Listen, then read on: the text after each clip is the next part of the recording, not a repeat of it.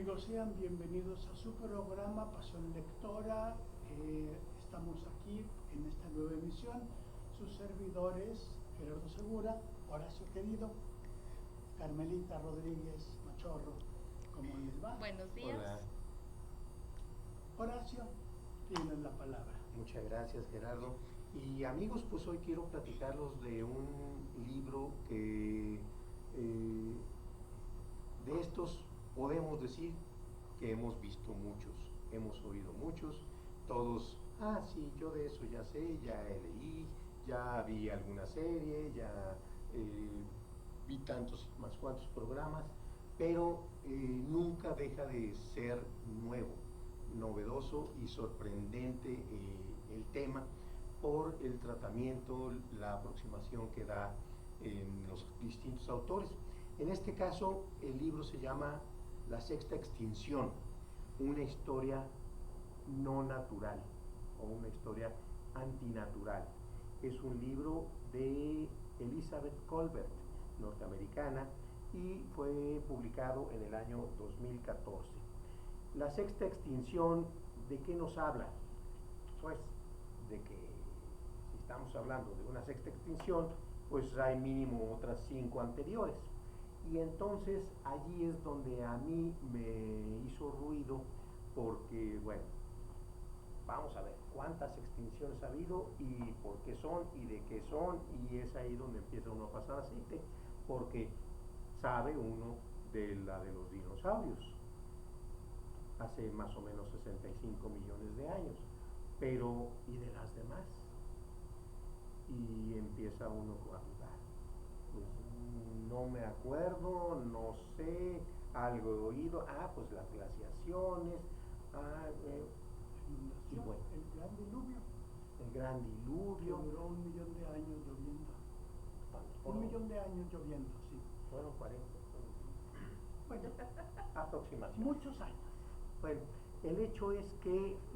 40 con respecto a la Biblia. Claro. No, perdón, yo te hablo de la historia natural, 1.000.000 de años. Perdón. No, hombre. Y la cosa es que se pone uno a pensar, bueno, nosotros los seres humanos nos sentimos, por supuesto, está en la Biblia, me da cuenta, que tenemos el control y somos el sumum de la creación y somos dueños de bestias y plantas y tierras, y lo que nosotros hagamos tiene una repercusión importante, o es más, toral en el destino de nuestro planeta, y a veces nos damos cuenta de que esto es un echarnos confeti en nosotros mismos. Las extinciones han ocurrido por distintos motivos, según esta autora, que además revisa literatura como ella sola. Son 20 o 25 páginas de libros consultados, ya de por sí vale la pena consultar la bibliografía consultada de todo lo que ella leyó para poder hacer este libro, más las entrevistas que hizo con distintos profesionales de distintas áreas, y nos lleva a pensar en que de lo que se supone que sabemos, no dominamos tanto el tema. Ocurrió probablemente o casi seguramente, porque ahí están las pruebas, ahí están las citas de lo del asteroide, y me llamó mucho la atención porque al menos esa parte yo no la conocía. Comenzó como una teoría de que postularon una familia de apellido Álvarez. Walter Álvarez parece que era un investigador, geólogo, y estuvo haciendo algunas dataciones estratigráficas. Pues que si aquí hubo un diluvio, aquí hubo secas, aquí se aprecia un cataclismo, y de repente se topó con una capa de ceniza negra. ¿Y esto qué es? Y pues se puso a investigarla, encontró una presencia de un material muy raro en la Tierra, que es el iridio. Es un material radioactivo que hay muy poco en la Tierra. Entonces, bueno, de ese yacimiento que él está investigando, pues contactó con otros colegas, es lo bueno de tener colegas importantes e inteligentes en otras partes del mundo. Oye, ¿no has detectado esto más o menos en este estrato? Y se pusieron a investigar sus colegas y, oye, pues sí, en distintas partes del mundo, por lo menos en 4, se había registrado un evento en el que había una capa negra, como de ceniza, con alta presencia de iridio, y postuló la teoría. Esto ocurrió por la caída de un meteorito, y ese meteorito provocó un incendio tan grande que extinguió prácticamente toda la vida en hace 65 millones de años. Por supuesto lo postuló y lo mandaron a la goma, nadie le creyó, eso no es cierto, a ver dónde está el cráter, etcétera, etcétera. Bueno, nadie le hizo caso, hasta que años después, habiendo él ya fallecido, pero a los pocos años, alguien detectó efectivamente la presencia del cráter de un gran meteorito en la costa de Yucatán o en la península de Yucatán, no sé si la costa, porque fue tan tremendo el cataclismo que desapareció. Si había costa, pues ya no estaba la costa. Ahorita está en tierra firme, pero efectivamente a una hora mordiendo la costa. Sí, sí, sí. Y el cráter resulta que tenía 500 metros de diámetro, entonces fue 500 kilómetros de diámetro. Entonces, sí, se comprobó el postulado de Álvarez, se le dio el reconocimiento y esta fue la cuarta extinción. Después de eso vino una siguiente. Y esta extinción habla la autora Elizabeth Kolbert que desapareció el 90% de la vida en el planeta.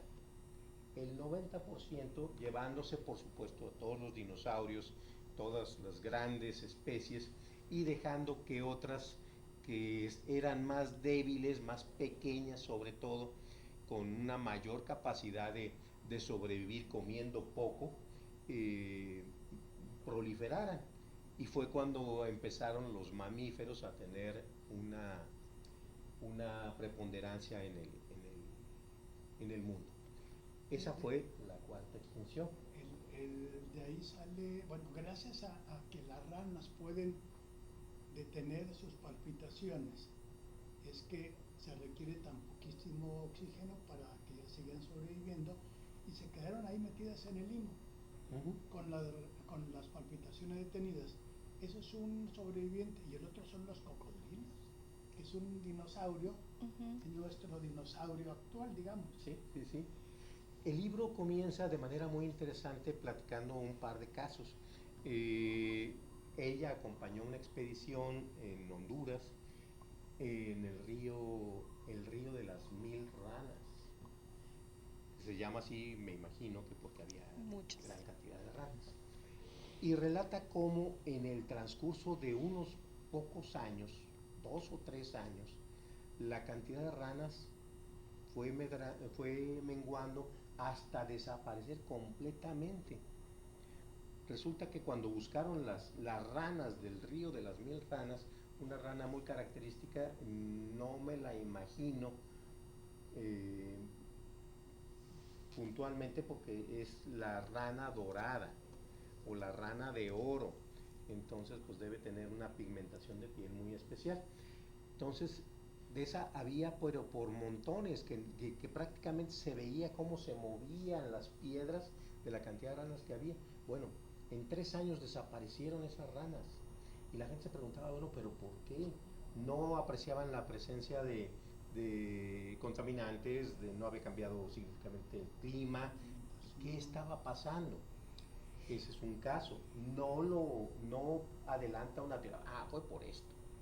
Y luego menciona otra situación, esta en Estados Unidos, en el norte, casi en la frontera con Canadá, de un murciélago, el murciélago pequeño café, o café pequeño, es un murciélago chiquito, el cual, como muchas especies de murciélagos, se guardaban en cuevas a hibernar.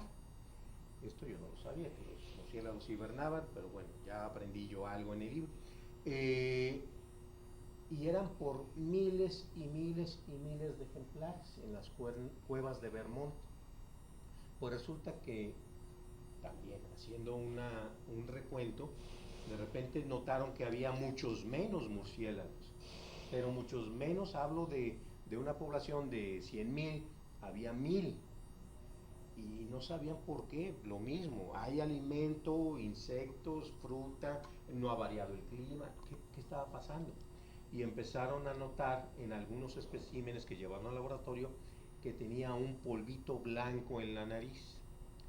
Por supuesto, no faltó quien en la prensa los bautizara como los murciélagos cocainómanos. Claro, el narco se Digo, mete a no la puede cueva. ser, no podía faltar un colega que regara el tepache. Bueno, pues así estuvo. Y luego vieron que no sabían qué era eso y lo investigaban y pues es que no se parece a nada esta sustancia. Y luego vieron años después, bueno, poco tiempo después, porque estoy hablando de un lapso de 5 años, que también había la presencia del polvito en las orejas y en otras partes del cuerpo del murciélago, hasta que alguien lo identificó como un hongo blanco, del cual había presencia en Asia, pero no la había en América. Entonces, a la hora que por X razones, casi imposible de determinar cómo, llegó este hongo y atacó a esta población de murciélagos, que probablemente, esto sí se ha comprobado, pero por otros medios, también afectó a las ranas en Centroamérica, y esto está provocando ya en esta época lo que es la sexta extinción. No es tanto, aunque sí hay mucho del cambio climático. El cambio climático ha arrasado con zonas enormes, ha devastado las selvas. Se habla en el libro de un 1% al año desaparece de las selvas en nuestro planeta. Esto nos podría llevar a que en 100 años ya no hubiera ni un tramo de selva en toda la Tierra, pero suponiendo que lleguemos a ese extremo. Pero está ocurriendo en nuestros tiempos, y menciona, entre otras causas de la extinción, una no intencional, pero muy real: el turismo y las comunicaciones.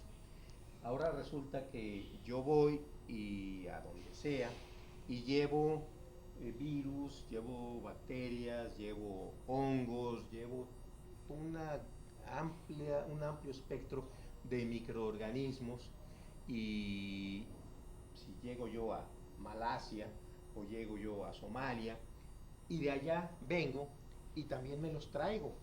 Me los traigo en la suela del zapato, en la ropa, en los pulmones, en donde sea. Y estos organismos proliferan en unos ambientes que no son los suyos, pero donde tampoco hay depredadores.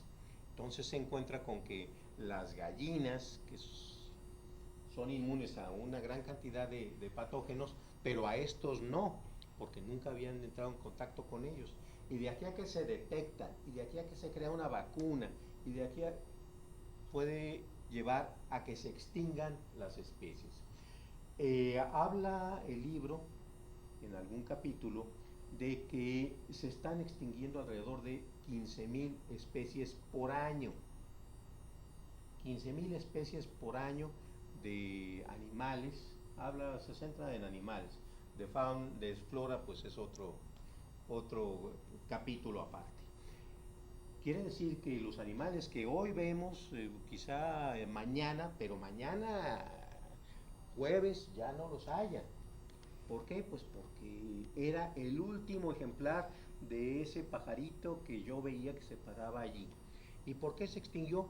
Porque se comía las hormigas que comen de una plantita que está aquí en el lago de la Ciudad Deportiva. Y alguien llegó y lo cortó, y pues las hormigas se murieron, y se murió el pájaro que comía exclusivamente esas hormigas. y menciona 4 especies de pájaros hormigueros que tampoco sabía yo que existían, o sea, que vivían exclusivamente de ese alimento. Y resulta que en nuestro planeta, en su inmensa sabiduría, la naturaleza había dispuesto una cadena trópica en que nos incluía a todos, desde el más pequeño de los seres hasta el que se siente la mamá de los pollitos con todo y pollitos. Y a todos está cortando la cadena en distintos tramos. Entonces, si seguimos a ese ritmo, la diversidad biológica que caracteriza o que caracterizaba nuestro planeta se puede reducir a un 10% en el curso de nuestra vida, vida de nosotros, sí. Lo que podría llevar a que en un escenario extremo nosotros mismos nos extinguiéramos por falta de diversidad. Es una situación crítica la que plantea. El libro está excelentemente escrito, se lo lee uno de corridito. Habla de especies, habla de anécdotas, habla de por ejemplo, cuando estaban explorando el centro de Estados Unidos, pues de repente un explorador se encontró unos dientes que pesaban 4 kilos. Imagínense un diente que pesaba 4 kilos y un fémur que abarcaba las 2 mesas estas. ¿Y esto de qué será? Y la autora teoriza, con suficientes datos, que durante muchas generaciones de científicos y de seres humanos, nadie pensó que los animales se pudieran extinguir. Si se me podía morir un caballo, un cerdo, una gallina, se me moría y yo lo había visto, pero que se murieran o desaparecieran especies completas, de eso no había un antecedente. Y lo menciona así: había autores que creían que los animales, más bien los huesos de dinosaurios, eran los que habían fallecido durante el diluvio. Así lo llega a plantear. Ese era el tamaño no de la ignorancia, sino de la falta de conocimiento y la falta de visión de, bueno, ¿y esto de dónde pudo haber salido? Nadie pensaba que eran especies que habían vivido antes. Y bueno, creo que ya me excedí en tiempo. La sexta extinción, lo vamos a colgar el libro en nuestra página. Es un libro excelente, vale la pena para rememorar todo lo que sabemos y hemos olvidado y teníamos perdido de la historia de nuestro planeta, de la cual formamos parte a un grado que no nos podemos escapar. Pues muy interesante. Me hace recordar aquella actividad, ¿te acuerdas que tuvimos en la biblioteca de lectura en voz alta con conciencia? Creo que sería como un libro ideal para tratarlo, para debatirlo con los chavos o con los promotores ambientales, por ejemplo, aquí en nuestra universidad. Pues yo, ya saben, yo sigo con las novelas de amor y fuertes porrazos, como dicen luego. Hoy les quiero platicar yo de una novela de Eduardo Sacheri que se llama Lo mucho que te amé. Y autor. Me gusta mucho la verdad es el primer libro que leo de él. He visto muy buenas recomendaciones, incluso ustedes me corregirán si me equivoco. Creo que es uno de los autores que, por ejemplo, tiene libros que hablan del mundial ahorita, o sea, con este tema que está tan de moda. No solo eso, sí, ¿verdad? Un cuento que se llama Ustedes me van a perdonar o ustedes me van a disculpar, donde, bueno, es un cuento que existe y uno lo puede encontrar escrito, pero en el mundial un mundial anterior, él lo grabó y está subido en YouTube, y él lee ese cuento y trata de la mano de Dios, del gol de Maradona, justamente, pero tiene un secreto. El secreto es: nunca dice la palabra Maradona. Ok, ya la dijo usted. Yo, que no soy Futbolista, nada, pero absolutamente aficionado. nada, tengo muchas opiniones encontradas, pero yo le hago una reverencia a la literatura, desde luego. Ese cuento, digo, Vale claro, la pena. porque a la hora de que uno teclea en YouTube y ahí dice el cuento de Maradona, o sea, le echan a perder el camarada su historia. Pero es un cuento apasionante que durará más o menos 12 minutos. Ok. Ese es Sacchieri. Y además tiene otra novela de denuncia que se llama La noche de la usina. Todo el mundo recordamos que en Argentina hubo una traición horrible a los ahorradores argentinos que se llamó el Corralito. Ujú. Bueno, en torno al Corralito, Sacchieri escribe La noche de la usina. Pues bueno, este libro llegó a mí por azares del destino y la verdad me gustó muchísimo. Es una novela que nos habla de una familia donde Ofelia Fernández Mollé es la protagonista y ella es la protagonista de esta novela que vive en una familia de clase media justamente en Argentina en los años 50 más o menos, porque son aproximadamente como 10 años en los que se desarrolla esta novela, más o menos. Y ella era una de 4 hijas mujeres que tiene este matrimonio, que les digo es un matrimonio de clase media, que el papá se dedica a la carpintería, la mamá se dedica al hogar. Y entonces, ahí hay una situación de cómo se conforma la familia. La familia, se casan, mamá, papá, tienen 2 hijas mayores y muchos años después vuelven a tener familia y llegan las otras 2 hermanas. Entonces, hay un momento en la historia donde las 2 hermanas mayores ya están casadas y las 2 hermanas menores, que eran Ofelia en este caso y Delfina, pues son las hermanas que están ahora sí que de novias, ¿no? Que están en este proceso de formar su familia.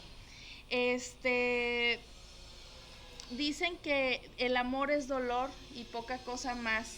Así es como más o menos se describe esta novela, donde la cotidianidad que Ofelia va narrando en el libro, pues las situaciones que se presentan en su casa, con sus padres, con sus hermanas. Ellos acostumbraban todos los domingos salir a pasear las 4 parejas, los casados y los que eran novios, que estaban en proceso de casarse. Y ahí es donde aprendes también un poquito de historia, porque justamente en esta época de los 50, 60, pues es la época de Perón. Entonces había los que eran peronistas de hueso colorado y había otros que eran antiperonistas. Y está Manuel, que es el novio de la hermana de Ofelia, que él era el mediador, él era el que llegaba a ¿cómo se llama? A calmar los ánimos en esas charlas intensas de política, ¿no? De a favor o en contra del gobierno de la Argentina en ese momento. Entonces, se van presentando situaciones que a Ofelia la hacen cuestionarse si está bien o está mal en lo que ve, en lo que siente, en lo que en ella está cambiando. Entonces, Ofelia se descubre, nada más les voy a dar un spoiler chiquititito, se descubre enamorada del novio de su hermana, pero eso era pues muy grave, porque era traición. ¿Cómo iba a traicionar a Juan Carlos, que era su novio, que ya estaban a punto de llegar al altar, descubriendo que la manera de ser de Manuel era justamente esa forma que para ella era totalmente empática? Les gustaban los mismos libros, tenían opiniones similares de las películas y demás, y entonces ella estaba en un debate muy intenso de saber qué hago. Este libro lo leímos en el club de lectora y causó, bueno, un debate impresionante, porque mucha gente decía que si ella hacía caso a sus sentimientos, pues era una traición, y entonces ella iba a destruir esa familia que pues era demasiado unida. Pero si no lo hacía, si ella pensaba en su felicidad, pues, entonces... ¿Cómo termina? Te prometo no lo voy a leer, pero... Díganos de una vez en qué acaban. Ay, no, Sí, es que tiene... No. Maribel va a tapar los micrófonos. Tapa el micrófono. No les puedo decir en qué termina, pero sí les puedo decir que tiene un final maravilloso. Tiene un final maravilloso. Sacan la lotería. No. Bueno, ya. No. Alguien se hace trans, ¿no? ¿Eh? Alguien se opera y se hace trans. No. La verdad, cada pareja se casa con quien se tiene que casar, forman la familia que se tienen que casar, pero llegan un momento en el que sí logran disfrutar de su amor, no de la manera más legal. Hace un trío. No de la manera más... No. Eran los años 50, tampoco eran tan open mind en ese momento. Tríos Bueno, sí. Héctor, Menelao y Elena. Ajá, es bueno. un trío. Francisco de Urdiñola y Claro. Alberto del Canto. Claro. Y Doña Marina, no me acuerdo si era Doña Marina, creo, bueno. Sí, algo así. Trío. Bueno, no, aquí el punto es de que no se quedan con las ganas, si les puedo decir. Ya. Pero hay un personaje en esta historia que es la tía, la hermana del papá del señor Fernández, que queda viuda y pues llega a vivir con la familia en un momento dado cuando las hermanas eran pequeñas, ¿no? Pero era una tía de esas, ¿cómo dicen? Como cadillitos, ¿no? En las familias. No las conozco. Sé lo que se refiere. No, yo tampoco, me han platicado. Sí. Entonces, la verdad, el final de la tía me ha fascinado. Digo, no porque le desee mal a nadie, pero la verdad fue un final que yo no me lo esperaba venir. Entonces, es un libro que te mantiene atento. Hay muchas partes donde Ofelia tiene unos monólogos muy intensos con ella, donde pues, se cuestiona lo que siente, si está bien o está mal, pero aún así habrá quien pueda decir que hay partes lentas del libro. A mí en lo personal no se me hizo, al contrario, fue un libro que yo sí quería saber, así como ustedes ahorita, bueno, ¿qué va a decidir Ofelia? O sea, ¿se queda con su Juan Carlos o se va con Manuel, el novio de la hermana, o no? Pero la verdad es una novela, aunque sí tiene esta parte, no la considero ahora sí que una novela sumamente romántica, sí maneja todas estas cuestiones emocionales, pero la verdad es una novela muy interesante. Y sí, reconozco, la escritura de Sacheri me fascinó, me encantó. Sí volvería a leer cualquier otro libro que me recomienden de él. Voy a buscar. Premio Planeta en su año, no recuerdo el año 2012. Creo que no me hagan mucho caso, pero creo que también fue Premio Planeta. Sí. Y para quien quiera darse un entre, ya que estamos en el momento, ustedes me han de disculpar, ustedes me han de perdonar. Es un texto, tecleen en YouTube y ahí está Eduardo Sacheri con este texto, no más de 15 minutos. No importa si le vayan a tal equipo, no importa si no les caiga bien el gordito Maradona, no importa. Lo que sí importa es cómo está narrado. No importa tampoco que no hayamos visto el partido Argentina-Inglaterra, no importa. Ahí está contenido todo. Sí. La verdad les digo, ahí va a estar también disponible este título de Lo mucho que te amé. Maradona sí era cocainómano, los murciélagos no, era un hombre. Pero bueno, lo que sí hago referencia ahorita a lo que mencionaba Horacio es que la verdad sí digo, yo sé que va a sonar así como obvio, pero aprendes tantas cosas que a veces no tenías ni la más remota idea y que en una novela se te presentan. O sea, en este libro, pues bueno, entendí un poquito más que es muy poco lo que se menciona de esta época que vive la Argentina con Perón, de Evita, habla poquito también de Evita Perón, aunque Evita Perón tiene ahí por ahí también una película y tiene su historia, ajá, pero sí está padre, o sea, que una novela de un corte pues muy tradicional, porque pues era una familia común y corriente, como puede verla en cualquier país del mundo, te van metiendo todas estas situaciones y te van contando situaciones históricas, políticas y demás, de manera pues muy jovial, muy ligera, y ahí se te queda algo. En la noche de la usina sigue esa discusión Perón no Perón. Hay una escena en la que uno de los personajes se sube a un caterpillar como parte de la trama, y antes de empezar a destruir tal cosa, voltea y dice ¡Viva Perón! Y le mete primera. Y uno dice ¿y qué tiene que ver Perón? Y justamente ahí empieza como que, a ver, déjame checar, ¿no? Sí. Perón es a la memoria argentina lo que Cárdenas a la memoria mexicana. Podemos estar o no de acuerdo con Cárdenas, podemos decir que usurpó, expropió, lo que ustedes gusten, pero en este momento Cárdenas sigue presente y hay partidarios. No, hay que ir a Torreón simplemente, ¿no? Y levanten la mano los cardenistas, levanten la mano los que están en contra, en este momento, ¿no? Entonces es más o menos. Pues maestro, le cedemos la palabra. Muchas gracias. Yo voy a hablar de una novela que se llama El secuestro de Miss Blandich. Es una novela que originalmente, que en el idioma original, en inglés, se llama No hay orquídeas para Miss Blandich.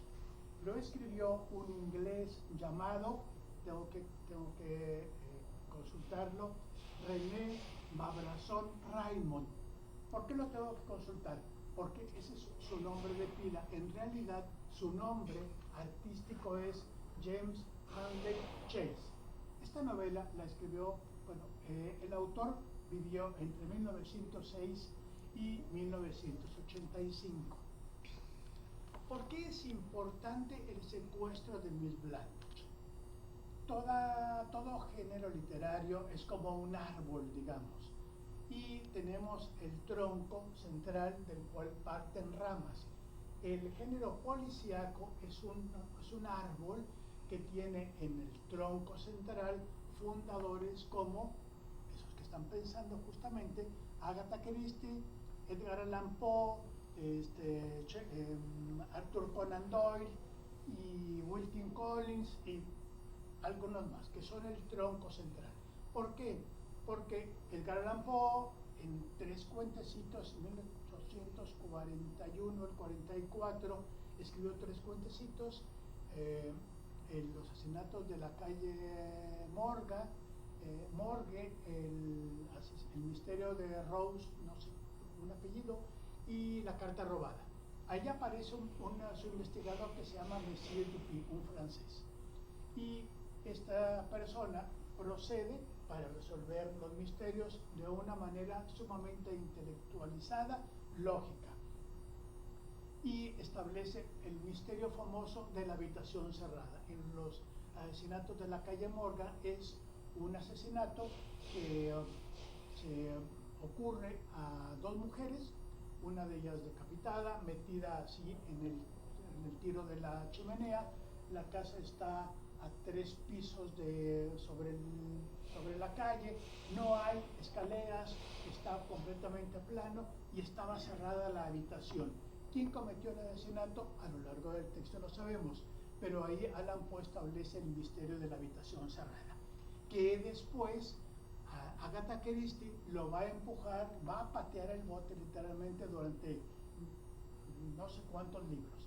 Entre el asesinato de Roy Ackford, el asesinato en el Expreso Oriente, etcétera, etcétera, siempre estará presente el misterio de la habitación cerrada. Adentro de una habitación hay un cadáver asesinado, o sea, no que el corazón, hay un cadáver asesinado y está cerrado. ¿Cómo pudo alguien entrar, cometer y salir? O bien, ¿cómo pudo alguien salir dejando cerrado por dentro? Ese misterio nos va a acompañar a lo largo de no sé cuánto tiempo. Es el mismo misterio al que se enfrentó Sherlock Holmes con Conan Doyle durante no sé cuántos años. Sí, estuvo más o menos de 1895 hasta 1897-98 y escribió algo así como 150 volúmenes entre cuentos y novelas, las aventuras solo de Sherlock Holmes. Bueno, este reto de la habitación cerrada y de resolver los problemas con la lógica e intelectualizándolos, este reto llega a Estados Unidos después de la Primera Guerra Mundial y el panorama es absolutamente otro, y entonces la gente empieza a escribir ya no en la aristocracia como ocurría en Inglaterra, con Collins, con Conan Doyle, con Agatha Christie. Ya no ocurre con eso, sino que se decide que los asesinatos, los crímenes, los delitos los cometa gente de la calle. Pero esta gente de la calle es gente educada. Banqueros, abogados, comerciantes acaudalados, etcétera, etcétera. Y ahí levanta la mano uno de los grandes escritores, que es todo un tronco, digamos, de este árbol es todo un tronco que sale del tronco central. Hay una rama muy poderosa que se llama Dashiell Hammett. Él escribió muchas cosas muy importantes, pero básicamente dos novelas fundamentales. Una que se llama Cosecha Roja y la otra que se llama El Halcón Maltés. Él dice, es que el crimen lo puede cometer la gente de la calle. ¿Por qué? Porque no es un asunto de una persona que se hace criminal, como ocurría en Inglaterra. Es un asunto de que la sociedad está enferma y nosotros, pues, estamos enfermos, obviamente. Y los asesinos de Dashiell Hammett son asesinos que andan de traje y corbata, bien peinados, perfumados, con su cabellito perfectamente corto, todos zapatos boleados, pero son delincuentes. Y las damas, a quienes ocurre tal cosa, siguen siendo damas, unas arrastradas canallas de lo peor. O sea, son tan canallas como cualquier otro canalla, solo que bien vestidas, perfumadas, educadas en la escuela, etcétera, etcétera, etcétera, pero siguen siendo canallas.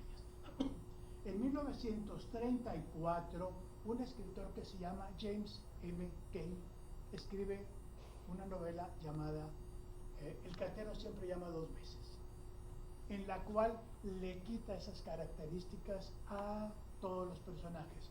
Es gente de la calle, no son educados, son malvivientes, etcétera, etcétera.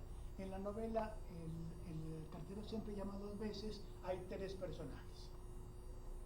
Uno, que es un expresidiario que acaba de salir ese día de la cárcel y anda buscando chamba, porque todo lo trae alguien lo está supervisando, anda buscando chamba, y llega a una gasolinera taller y pide chamba, y entonces el dueño, que se llama Nick, le dice, sí, órale, te doy chamba, te voy a pagar $1, creo, y te puedes quedar en el cuartito que está ahí atrás y atiendes aquí el negocio. Y de pronto sale la esposa del dueño, que se llama Cora Papadakis. Nick Papadakis y es la esposa Cora Papadakis. Seduce al expresidiario para que lo ayude a matar al marido y quedarse con la herencia. Lo seduce. La herencia de la gasolinera. Sí, la gasolinera, claro, estamos hablando de 1900. Gente de altas miras. Sí, 34, que era wow. Y un taller mecánico. Entonces, Cora Papadakis es el equivalente en Estados Unidos, 1934, a lo que Shakespeare plantea con una precisión quirúrgica en Lady Macbeth, a la hora de que llega Macbeth y le dice, oye, nos encontramos unas brujas y me dijeron que iba a ser rey. Y entonces Lady Macbeth es el imperdible acto quinto, acto primero, escena quinta, le dice, mátalo porque tú eres un cobarde, tú mereces mucho, mira que yo soy una maravilla, etcétera. Y le llena la cabeza de humo y, como ustedes saben, Macbeth mata a Duncan, al rey, y lo ayuda Lady Macbeth a puñaladas. Bueno, esta misma Lady Macbeth reaparece, digamos, en El cartero siempre llama dos veces. Cora Papadakis le dice todo lo que le va a decir al expresidiario y hacen lo que tienen que hacer, que no voy a decir. Esta novela llegó a Inglaterra y la leyó James Hanley Chase, es decir, René Babrazón Raymond, y dijo, esto es lo que yo quería. ¿Por qué? Por eso empecé hablando de los bonitos ingleses, todos unos malditos bien vestidos, de traje y corbata, lord y la aristocracia y la chuncha, pero igual de canallas que cualquier otra persona. Y entonces René Babrazón Raymond dice, esto es lo que yo quería escribir. ¿Cómo le voy a hacer? Y consigue diccionarios de la jerga estadounidense. Por ahí le cae en las manos la biografía de una mujer que después le da pie a, ¿cómo se llama? Clyde, ¿cómo se llama? La pareja esta de Asalto Bonnie and Clyde, justamente. Antes de Bonnie hay una señora que se llama Ma Grison, que existió en la vida real, Ma Grison. Y Ma Grison era la matriarca de una familia de delincuentes, y ella decía, hay que matar a este, y hay que robar a aquel, hay que extorsionar no sé dónde, ella así sentada. Bien, Raymond Babrazón lee la biografía de Ma Grison y dice, me encanta el personaje, y entonces consigue un diccionario de jerga estadounidense, hace notas sobre Ma Grison, consigue mapas de la Guía Roji, tú y yo nos acordamos de la Guía Roji, sí la llegué a ver y a usar, son muy jóvenes, pero consigue mapas de Estados Unidos y ubica en un pueblo cualquiera una novela, y desde Inglaterra escribe como gringo una historia en la que una señora, la Ma, le ordena a su familia que secuestre a Miss Blandish, que es justamente la hija del millonario, el día de la boda de Miss Blandish, y que le va a pedir una lana, una buena lana. De tal manera que de pronto en Estados Unidos los bien portados, ya saben que Al Capone y todos los traficantes de alcohol durante la prohibición eran unos miserables asesinos, pero de traje, ¿no? Bien, de pronto no existe la corbata, no existen los bien peinados, y son unos rednecks, unos barbajanes, unos rednecks, o sea, de esto que el ideario colectivo, no quiero hacer discriminación, que el ideario colectivo pone como cero educación, salvajes, etcétera, etcétera. Desde la primera página de El secuestro de Miss Blandish hasta la última página, y son apenas 220 páginas, es una catarata de acciones, así es una catarata, sí, una cosa tras otra, tras otra, es perfectamente imposible dejar de leerla porque hay acción y acción y acción. Estamos hablando de 1939 aparece esta novela. Es tan cañona la novela que no quieren publicarla, porque dicen en Estados Unidos, los hipócritas. Dicen en Estados Unidos, ay no, es mucha violencia, los hipócritas. O sea, ya había pasado la prohibición, que habían matado a todo mundo, y solo hay que recordar el 14 de febrero como Al Capone mata a los enemigos a batazos. Bueno, Estados Unidos dice, ay no, es mucha violencia. No le permiten que se publique la novela, de tal manera que él, que se pone un nombre gringo, James Hanley Chase, anda con su novelita, le dicen, sí está muy padre y todo, pero ay no, hay mucha violencia. Anda con su novelita de un lado para otro y finalmente logra venderla, le quieren hacer recortes, se opone que le hagan recortes, etcétera, etcétera.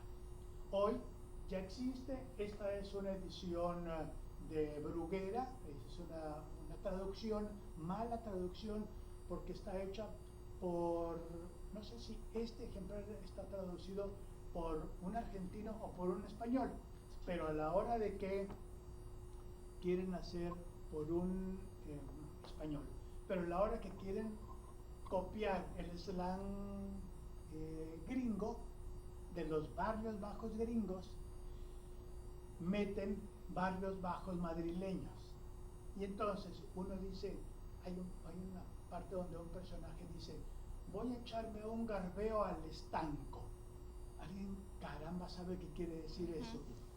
Bueno, porque si uno lo dice en Madrid, seguramente que uno, sí, órale, van a decir, pero si uno lo dice en México o en Buenos Aires o en Paraguay o en el resto de habla hispana, sepa la bola que está diciendo. Sin embargo, vamos a colgar aquí para ustedes una versión con una traducción más razonable, sí, decorosa, digamos, no es la gran traducción, pero ahí está.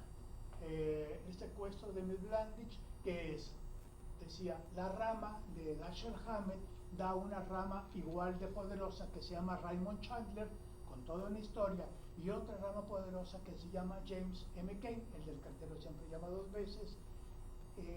En este momento en Netflix hay una serie de Myron, se me va el nombre, es una novela que escribió James M. Cain, que se hizo serie película en 1964 y que ahorita la Netflix la está poniendo ya en una actualización del 2021, creo. Myron Claribel, no lo recuerdo en este momento. Invitadísimos de James M. Cain, sale toda otra rama que es la rama de Chester Himes y del cual hablaremos en otra ocasión. Pues muchas gracias. Tienen 3 recomendaciones. Diversas completamente, pero muy buenas. Vale la pena acercarse a uno o a otro o a cualquiera de estas opciones. ¿O por qué no? Pues a las 3. Ya vienen vacaciones.